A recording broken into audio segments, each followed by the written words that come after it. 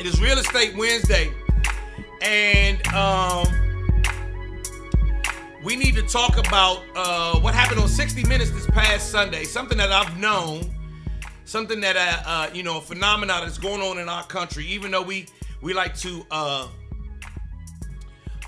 you know how we like to, yeah, Arthur Johnson, I'm at it again. Google it, bitch. You know how in America loves to prop itself up.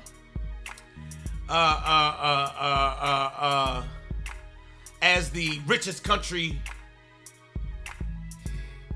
in the, thank you, Beth. We the richest country on the planet, most fruitful country on the planet, blah, blah, blah.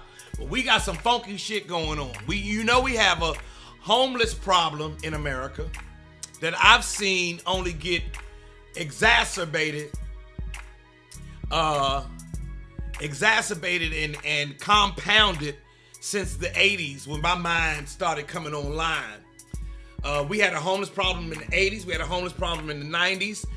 In the 2000s, I moved to California, and I had never seen homelessness on that scale like I saw in Los Angeles. I had never seen homelessness on that scale.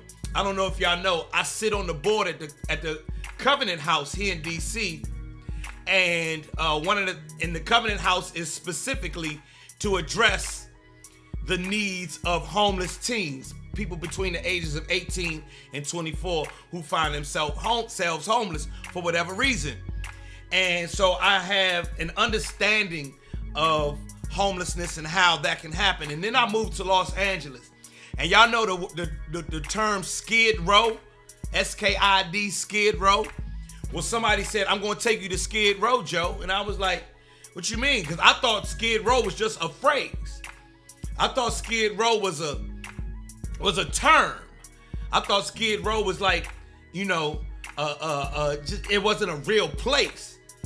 And then somebody took me to Skid Row in Los Angeles. And I did not realize that America's homeless problem was at that level. And I mean, when you go to anybody here ever been to Skid Row in LA? Anybody ever been to Skid Row in Los Angeles? Give me a thumbs up if you've ever seen it. If you haven't, Google it, bitch. If you Google it, bitch. In the morning. Come on, y'all. And Google it, bitch. Oh, man. So, Skid Row in Los Angeles is I want to say, I don't know how big it is. Let's say it's a 1 square mile radius, 1 square mile area of downtown Los Angeles. That is block after block after block after block after block after block of homeless people living in tents, living it however they can. And I mean, it's literally like you can't believe that this is Los Angeles, right? Good morning, Margaret. Skid Row is very, very real. So the homelessness problem in America is real. The homeless situation in America is a part of why I do real estate the way that I do. Why I focus on affordable housing, why I focus on low income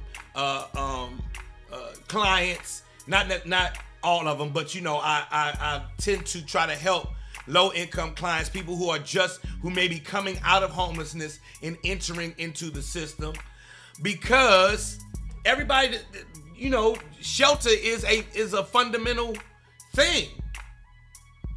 Shelter should be fundamental in this country, which is an industrialized, forward-thinking country. We should be able to solve homelessness. However, we have not. So, it surprised me the other night when I was watching 60 Minutes. I said all that to say, it surprised me the other night when I was watching 60 Minutes Did y'all see 60 Minutes the other night when they were talking about the home shortage in America?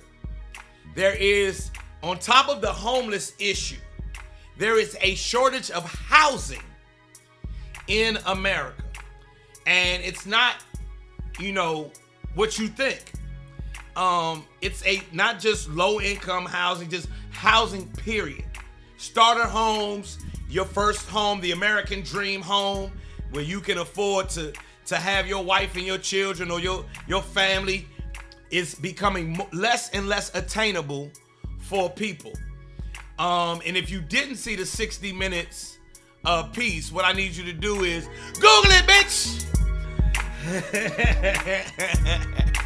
Google it, bitch. Anyway, I want to show you. I'm gonna put it up here on my Facebook, over here on Facebook. Let me put it up. Yeah, here it is, right here. It says would-be home buyers may be forced to rent the American dream rather than buy it. And Leslie Stahl did a report about how corporations have taken advantage of this opportunity and have, corporations have come in, big business has come in and bought up a lot of what would be starter homes, and therefore, and they're renting them back to people. It's an investment. So for any of you who have been following me and you know that I'm an investor in real estate, you can imagine investing on a large scale. If you have a fund sitting somewhere where, that's $10 million, $30 million, $100 million, you can buy a lot of houses and then you rent them back. And, wow, Beth, I'm going to put that up, Beth. I'm going to save this.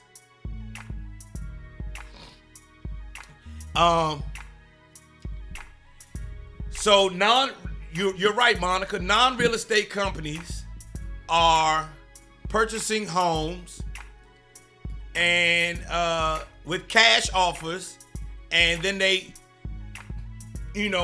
make you rent them back. But that issue is compounded by the fact that after 2008, after the crash of 2008, and you remember. Everybody remembers that the crash in 2008 was because of housing. The global crash of 2008, the global economic crisis of 2008 that affected everybody was started